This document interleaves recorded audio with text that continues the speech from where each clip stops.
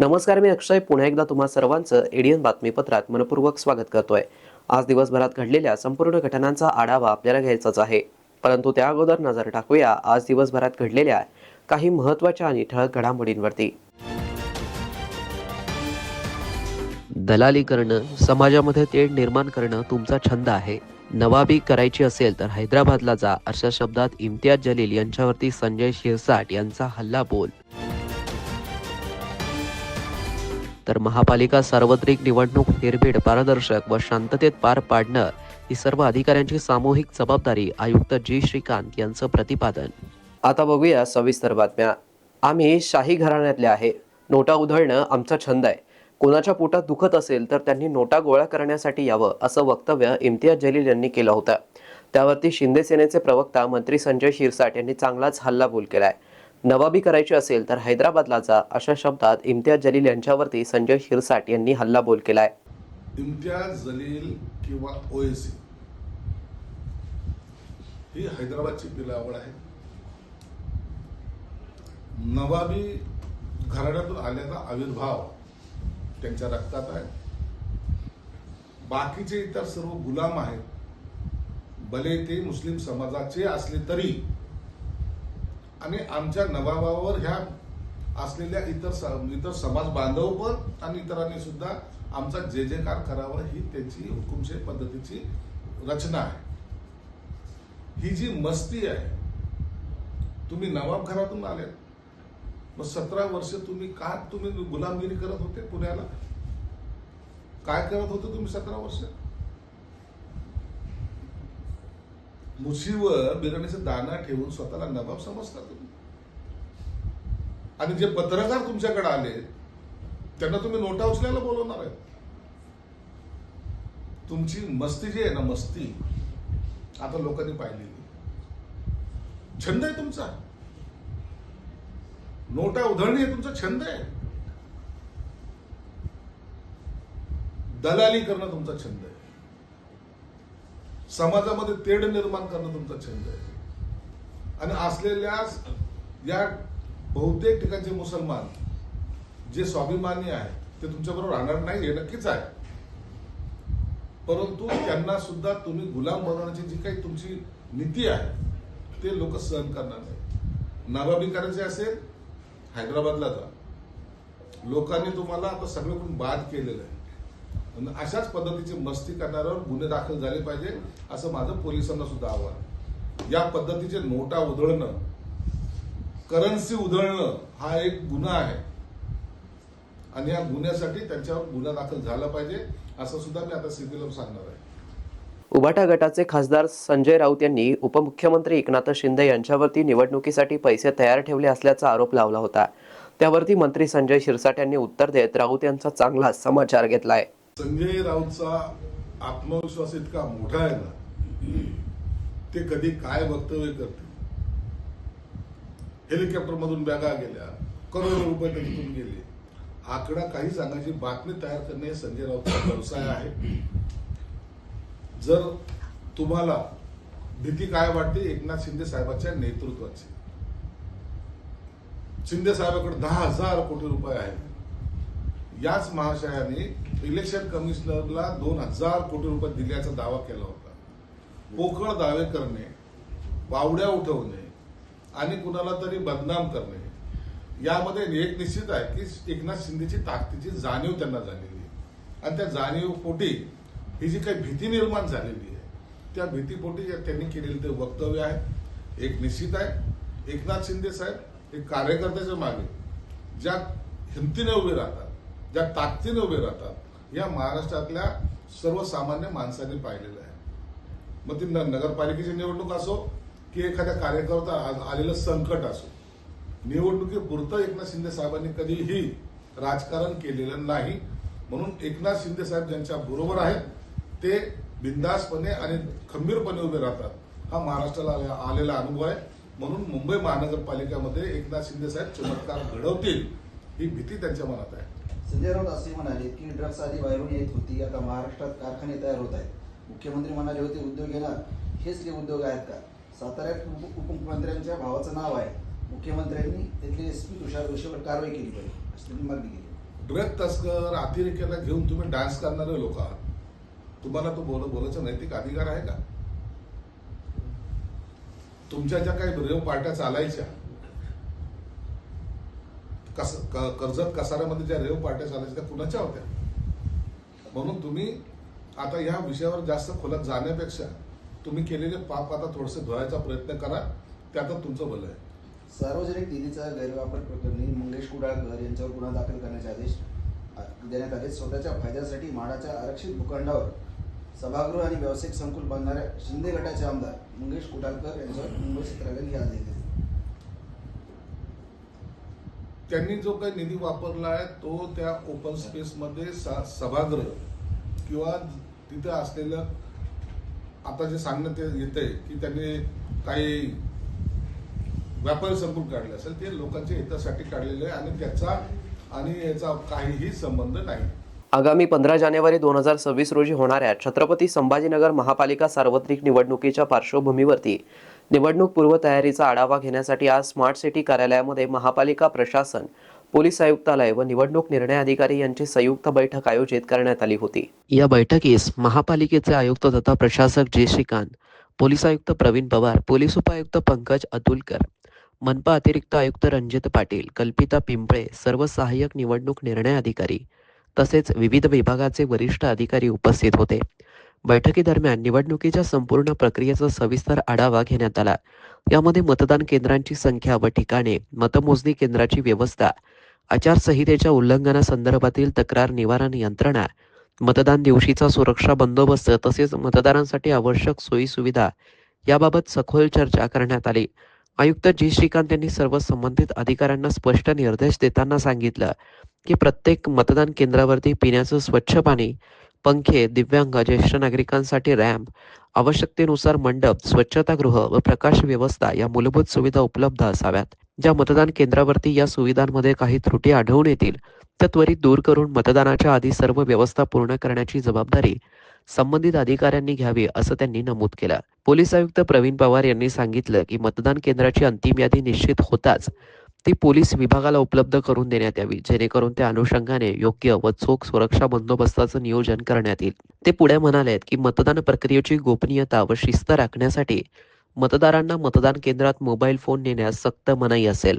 यासाठी मतदान केंद्रापासून 100 मीटरच्या अंतरावरती मोबाईल जमा करण्याची स्वतंत्र व्यवस्था करण्यात यावी. निवडणूक प्रक्रिया अधिक पारदर्शक व विश्वासार्ह करण्यासाठी प्रत्येक मतदान केंद्रावरती सीसीटीव्ही कॅमेरे, वेबकास्टिंग व्यवस्था तसेच अन्य आधुनिक तंत्रज्ञानाचा प्रभावी वापर करण्याचे स्पष्ट निर्देश बैठकीत देण्यात आलेत. अल्पसंख्याक हक्क दिवस जिल्हाधिकारी कार्यालयामध्ये मोठ्या कार्यक्रमात साजरा करण्यात आलाय. यावेळी अल्पसंख्याक विभागाच्या आयुक्त इंगळे यांची या कार्यक्रमाला प्रमुख उपस्थिती होती. येथील जिल्हाधिकारी कार्यालयात अल्पसंख्याक हक्क दिवस साजरा करण्यात आला. जिल्हा नियोजन अधिकारी तथा जिल्हा अल्पसंख्याक अधिकारी कार्यालयामार्फत या विशेष कार्यक्रमाचं आयोजन करण्यात आलं होतं. अध्यक्षस्थानी अल्पसंख्याक विभागाच्या आयुक्त प्रतिभा इंगळे होत्या, तर निवासी उपजिल्हाधिकारी जनार्दन विदाते, उपजिल्हाधिकारी संगीता राठोड तसेच अब्दुल वाजिद कादरी, सरबीतजीत सिंग शहानूर दोरडी, महावीर पाटणी, वसीम शेख, डॉक्टर अहमद रशीद देशमुख आदी उपस्थित होते. अल्पसंख्याकांच्या कायदेशीर व घटनात्मक हक्कांबाबत सविस्तर मार्गदर्शन डॉक्टर फिरदौस फातिम यांनी केलं. महिला जागृती व अल्पसंख्याक हक्कांची जाणीव याविषयी अर्पिता शरद यांनी माहिती दिली. त्यानंतर अल्पसंख्याकांसाठी राबवण्यात येणाऱ्या विविध शासकीय योजना तसेच मार्टीबाबतची माहिती ॲडव्होकेट पठाण अजहर जब्बार यांनी सादर केली. कार्यक्रमात महावीर पाटणी, सरबजीत सिंग, अब्दुल वाजिद कादरी, झिया सर, राज्य अल्पसंख्याक आयोगाचे सदस्य वसीम शेख तसेच काझी कलीम मुल्ला सिद्दीकी यांनी अल्पसंख्याक हक्क दिनाच्या निमित्ताने कायदेशीर व घटनात्मक हक्क, केंद्र व राज्य सरकारच्या योजना तसेच जनजागृतीचं महत्त्व यावरती मार्गदर्शन केलं. प्रतिभा इंगळे यांनी अध्यक्षीय समारोप केला. सहाय्यक जिल्हा नियोजन अधिकारी राजू भिंगारे यांनी आभार मानलं. of this faith is love. तर मला दोन वचन वाचायचे, मी हिंदी में बोल रही हूँ वो वचन। ये हमारे बाइबल के अंदर वर्सेस है। ये जो पॉलुस ने चर्चेस को लिखा हुआ था उसमें का एक वचन है। अब मैं सबसे पहले यह आग्रह करता हूँ कि विनती, प्रार्थना, निवेदन, धन्यवाद सब मनुष्यों के लिए किया जाए, राजाओं और सब ऊंचे पद वालों के निमित्त, इसीलिए कि हम विश्राम और चैन के साथ सारी भक्ति और गरिमा में जीवन बिताए। तो the Bible teaches it's followers that हमें अपने जो अधिकारी है, हमारे जो शासन करता है, प्रशासन करता है, उनके लिए हमें प्रेयर करनी है, उनके लिए हमें उनके बारे में हमें मतलब जो ये हम सिटी में रहते हैं, जिस समाज में, जिस कंट्री में रहते हैं, उसके उत्थान के लिए हम प्रार्थना करें, ऐसा सिखाता है। और दूसरा एक और वचन मैं पढ़ना चाहती हूँ। जिस नगर में मैंने तुमको भेजा है उसके कुशल का यत्न किया करो और उसके हित के लिए यहोवा से प्रार्थना करो, क्योंकि उसके कुशल से तुम भी कुशल के साथ रहोगे। So again it is encouraging the Christian people, the people of Christ, that they should pray and they should do better for the society or the community or the nation they live in.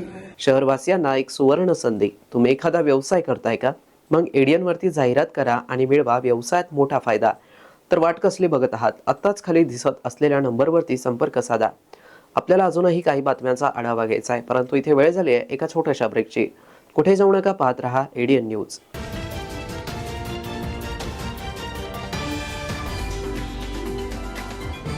नमस्कार। Police आयुक्त छत्रपती संभाजीनगर व आयुक्त छत्रपती संभाजीनगर महानगरपालिका यांचे करून सर्व नागरिकांना आव्हान करण्यात येते की शासनाच्या आदेश व माननीय न्यायालयाने पतंग उडवण्यासाठी नायलॉन मांजाचा वापर करण्यास प्रतिबंध केला आहे। जो कोणी नायलॉन मांजाचा वापर करील, तसेच खरेदी व विक्री करेल, स्वतःजवळ बाळगेल, वाहतूक करेल, अशा संबंधितांवर कडक कायदेशीर कारवाई करण्यात येईल। कोणीही नागरिक नमूद सूचनांचे उल्लंघन करताना आढळून आल्यास पोलीस मदत क्रमांक 112, पोलीस नियंत्रण कक्ष क्रमांक 024 0224 0500 अथवा स्थानिक पोलीस स्टेशन येथे संपर्क साधावा।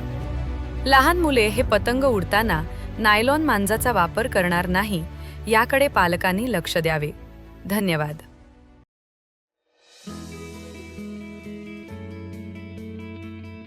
नमस्कार, मी अफसर सिद्दीकी, रिटायर्ड एक्झिक्युटिव्ह इंजिनियर। आणि मागील 2 वर्ष आधी सदर कमल तलाव एक फक्त डम्पिंग साईट होती। तिथे CND वेस्ट दडपलेला होता, सगळे एन्क्रोचमेंट्स होते आणि सगळे ड्रेनेजचे सीवेजचे आउटलेट कनेक्शन्स आसपासच्या लोकांचे होते। माझं नाव गौरी मिराशी आहे। मी छत्रपती संभाजीनगरमध्ये इको सत्व एन्व्हायरमेंटल सोल्युशन्स बरोबर काम करते।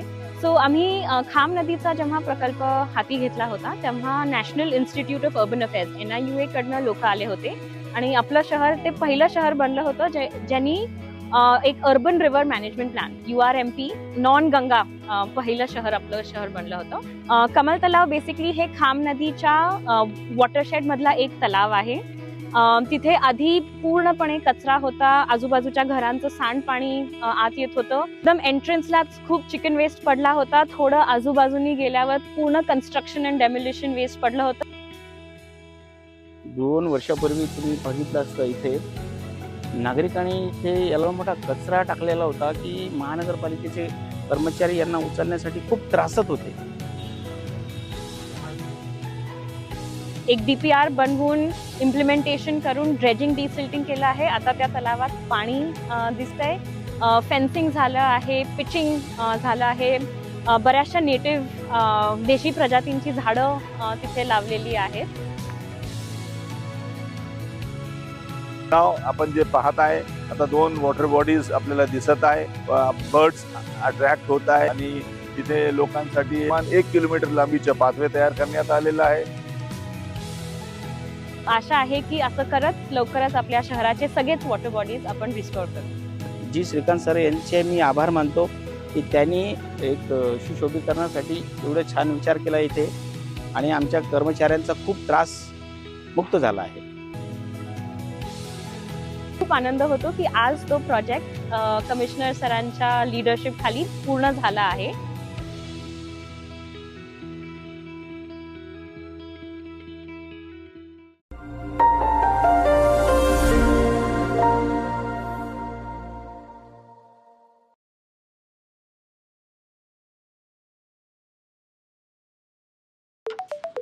रवीजी, मी SHO सुभाष चिटणीस बांद्रा पोलीस स्टेशनहून बोलतोय. तुमचा मुलगा रोहित इथे हॉस्टेलमध्ये राहतोय? हो सर.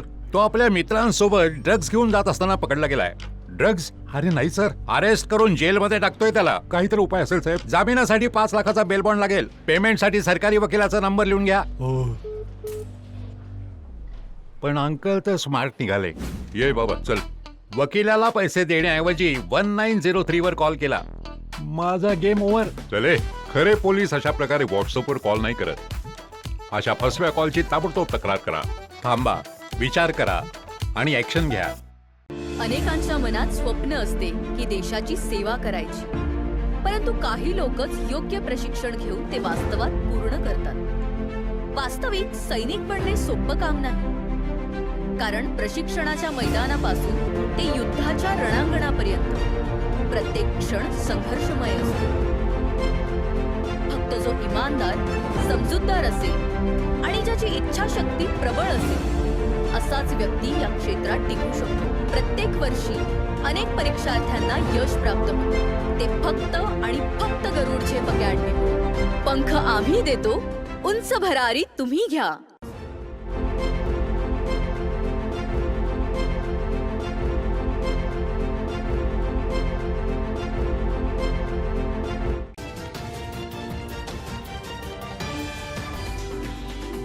ब्रेकनंतर पुन्हा एकदा स्वागत. आपण बघत आहात एडीएन बातमीपत्र. छत्रपती संभाजीनगर महानगरपालिकेच्या सार्वत्रिक निवडणूक 2025चा कार्यक्रम जाहीर झाल्यानंतर आदर्श आचारसंहिता लागू करण्यात आली आहे. त्या अनुषंगाने महापालिकेतील सर्व विभाग प्रमुख व शाखा प्रमुखांना आवश्यक निर्देश देण्यात आले आहेत.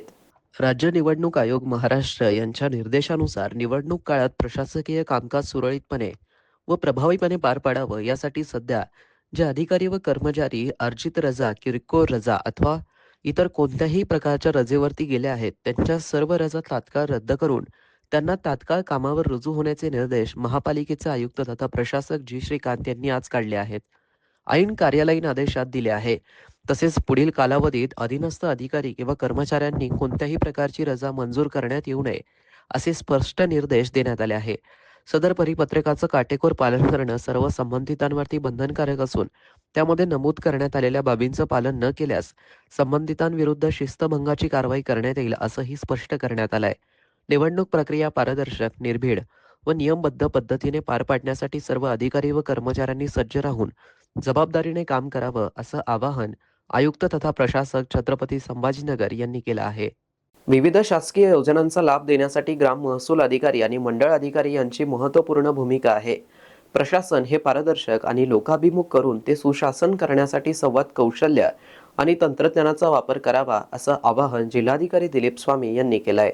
कन्नड येथील DDL लॉनवरती ग्राम महसूल अधिकारी आणि मंडळ अधिकारी यांचे एकदिवसीय उपविभागीय स्तरावरील प्रशिक्षणाचं नियोजन करण्यात आलं होतं. यावेळी सेवा हमी आयुक्त किरण जाधव, कन्नड उपविभागीय अधिकारी संतोष गुरड, मार्गदर्शक सेवानिवृत्त उपजिल्हाधिकारी संजय कोंडेटकर, खुलताबाद तहसीलदार स्वरूप कंकाळ, डॉक्टर शोएब मोहम्मद, डॉक्टर उल्फत परदेसी, डॉक्टर मेघा शेवगन, तालुक्यातील सर्व मंडळ अधिकारी व ग्राम महसूल अधिकारी उपस्थित होते.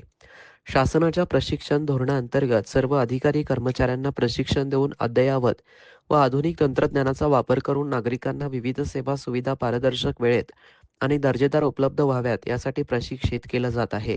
महाराष्ट्र राज्य प्रशासकीय यंत्रणेत ग्रामीण स्तरावरती महसूल विभागाची भूमिका महत्त्वाची आहे. यामध्ये ग्राम महसूल अधिकारी आणि मंडळ अधिकारी हे दोन दुवे थेट जनतेशी जोडलेले असून त्यांना प्रशासनाचा कणा म्हणून ओळखलं जातं.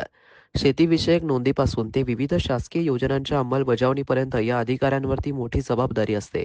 ही जबाबदारी पार पाडत असताना दैनंदिन जीवनात शेतकरी बांधव, विविध प्रकारचे नागरिक, महिला कामानिमित्त संपर्क येत असतो. तर हा संपर्क होत असताना नागरिकांच्या शंका समाधान आणि त्यांना विविध योजनांचा लाभ देण्यासाठी संवाद कौशल्य महत्त्वपूर्ण असून आंतरिक तळमळीने ग्रामीण जनतेला मार्गदर्शन आणि विविध शासकीय योजनेचा लाभ देण्यासाठी काम करावं, यासाठी आवश्यक असणाऱ्या कौशल्याचा अंगीकार करण्यासाठी प्रशिक्षण कार्यक्रमाचं आयोजन केलं आहे. या प्रशिक्षणातून अद्ययावत तंत्रज्ञानाचा वापर, विविध शासन निर्णय, नियमावली याचा अभ्यासही करणं आवश्यक आहे. तरच नागरिकांना आपण वेळेत सुविधा देऊ शकतो, असं मार्गदर्शनात जिल्हाधिकारी दिलीप स्वामी यांनी सांगितलं. या प्रशिक्षण कार्यक्रमाचं प्रास्ताविक संतोष गोरड, उपविभागीय अधिकारी यांनी केलं. छत्रपती संभाजीनगर विभागात खासगी औद्योगिक टाउनशिप उभारण्यासंदर्भात जिल्हानिहाय जमिनीची उपलब्धता, शासन व लँड बँकेचं मॅपिंग करणं या संदर्भातील विद्यमान कायदे व नियम यासह विविध बाबींचा आज विभागीय आयुक्त जितेंद्र पापळकर यांनी आढावा घेतलाय. विभागीय आयुक्त कार्यालयामध्ये land bank and private industrial township promotion संदर्भातील आढावा बैठक विभागीय आयुक्त पापळकर यांच्या अध्यक्षतेखाली आयोजित करण्यात आली होती. यावेळी महाराष्ट्र औद्योगिक विकास महामंडळाचे प्रादेशिक अधिकारी अमित भामरे, ऑरिकचे प्रकल्प व्यवस्थापक अरुण दुबे, व्यवस्थापक महेश शिंदे पाटील, छत्रपती संभाजीनगर महानगर प्रदेश विकास प्राधिकरणाचे महानगर नियोजनकार हर्षल बाविस्कर, सहाय्यक महानगर नियोजनकार रवींद्र जायभाय, नगर रचना विभागाचे सहसंचालक नागरगोचे, उद्योग सहसंचालक स्वप्नील राठोड यांच्यासह संबंधित अधिकारी उपस्थित होते. पापळकर म्हणाले की विभागात खासगी औद्योगिक टाउनशिप उभारण्यासाठी उद्योजक, विकासक, गुंतवणूकदार यासोबतच वाहतूक, पाणी, वीज व इंटरनेट सुविधांसह इतर आवश्यक पायाभूत सुविधा उपलब्ध होणं आवश्यक आहे. त्या अनुषंगाने MIDC, ऑरिक, छत्रपती संभाजीनगर महानगर प्रदेश विकास प्राधिकरण, नगर रचना विभाग व उद्योग संचालनालयाने समन्वयाने अभ्यास गटामार्फत विविध बाबींचा अभ्यास करून त्या संदर्भातील उपाययोजना असलेला प्रस्ताव तयार करावा, जेणेकरून या संदर्भातील धोरणात्मक शिफारसी विभागामार्फत शासनास सादर करता येईल, असं त्यांनी यावेळी सूचित केलं. विभागातील प्रत्येक जिल्ह्यात टाउनशिप उभारण्यासाठी प्रथम ऑरिक प्रमाणे लघु स्वरूपातील मॉडेल तयार करणं आवश्यक आहे. त्यासाठी 8ही जिल्ह्यातील उपलब्ध जमिनीची माहिती प्राप्त करून घेणं तसेच खासगी औद्योगिक टाउनशिप विकसित करण्याच्या दृष्टीने अनुभवी विकासाचा शोध घेण्याची सूचना पापळकर यांनी यावेळी केली. यावेळी संबंधित विभागाचे अधिकारी उपस्थित होते. जिल्ह्यासह संपूर्ण राज्यात गेल्या काही दिवसांपासून कडाक्याच्या थंडीमध्ये लक्षणीय वाढ झाली असून किमान तापमानात सातत्याने घट होत असल्याचं निरीक्षणात आलं आहे.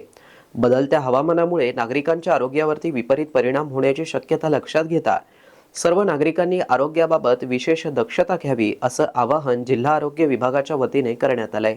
सध्याच्या थंडीच्या वातावरणात सर्दी, खोकला, घसा दुखणं, ताप, इन्फ्लुएन्झा, फ्लू यासारख्या आजारांचं प्रमाण वाढताना दिसून येत आहे. विशेषतः दमा, हृदयविकार, उच्च रक्तदाब, मधुमेह, मूत्रपिंड विकार तसेच कमी प्रतिकारशक्ती असलेल्या रुग्णांना या काळात अधिक धोका संभवतो. यासोबतच लहान मुले, ज्येष्ठ नागरिक व गर्भवती महिला हे गट अधिक संवेदनशील असल्याने त्यांनी अतिरिक्त काळजी घेणं अत्यावश्यक आहे. थंडीमुळे त्वचा कोरडी पडणं, ओठ फुटणं, हातापायांना भेगा पडणं, अंगात कडवटपणा जाणवणं, रक्ताभिसरण मंदावणं अशा तक्रारी वाढू शकतात. काही वेळा बोटे, कान, नाक अथवा पाय सुन्न होणं ही थंडीचा चटका म्हणजेच फ्रॉस्ट बाईट बसण्याची सुरुवातीची लक्षणे असू शकतात. अशा परिस्थितीत बाधित भाग गरम पाण्याने चोळू नये किंवा थेट आगीत तापवू नये, कारण त्यामुळे जखम वाढण्याची शक्यता असते. अशी लक्षणे आढळल्यास तात्काळ वैद्यकीय सल्ला घ्यावा, असं आरोग्य विभागाने स्पष्ट केलंय. यासोबतच नागरिकांनी आरोग्य विभागाच्या महत्त्वाच्या सूचना ऐकाव्यात, असं आवाहन करण्यात आलंय. थंडीपासून संरक्षणासाठी पुरेसे व उबदार कपडे परिधान करावे. पहाटे व रात्री अनावश्यक बाहेर जाणं टाळावं. गरम पाणी, सूप, दूध तसेच पौष्टिक व सकस आहाराचा समावेश आहारात करावा. त्वचा कोरडी होऊ नये यासाठी मॉइश्चरायझर किंवा तेलाचा नियमित वापर करावा. लहान मुले व ज्येष्ठ नागरिकांची विशेष काळजी घ्यावी. कोणतीही सर्दी, ताप किंवा अन्य त्रासाची लक्षणे आढळल्यास त्वरित जवळच्या शासकीय आरोग्य संस्थेत उपचार घ्यावे. जिल्ह्यातील सर्व शासकीय रुग्णालय, उपजिल्हा रुग्णालय, प्राथमिक आरोग्य केंद्रे व उपकेंद्रे पूर्णतः सज्ज असून आवश्यक औषध साठा व उपचार सुविधा उपलब्ध करून देण्यात आल्या. नागरिकांनी अफवा अथवा अप्रमाणित माहितीवरती विश्वास न ठेवता केवळ अधिकृत आरोग्य यंत्रणेच्या सूचनांचं पालन करावं, असं आवाहन जिल्हा आरोग्य अधिकारी डॉक्टर अभय धानोरकर यांनी केलं आहे. शेवटी पुन्हा एकदा नजर टाकूया आज दिवसभरात घडलेल्या काही महत्त्वाच्या आणि ठळक घडामोडींवरती. दलाली करणं, समाजामध्ये तेढ निर्माण करणं तुमचा छंद आहे. नवाबी करायची असेल तर हैदराबादला जा, अशा शब्दात इम्तियाज जलील यांच्यावरती संजय शिरसाट यांचा हल्ला बोल. तर महापालिका सार्वत्रिक निवडणूक निर्भीड, पारदर्शक व शांततेत पार पाडणं ही सर्व अधिकाऱ्यांची सामूहिक जबाबदारी, आयुक्त जी श्रीकांत यांचं प्रतिपादन. आणि याबरोबरच हे बातमीपत्र इथे संपलं. पुन्हा भेटूया पुढील बातमीपत्रात. तोपर्यंत पाहत रहा आपल्या हक्काचं बातमीपत्र ADN न्यूज.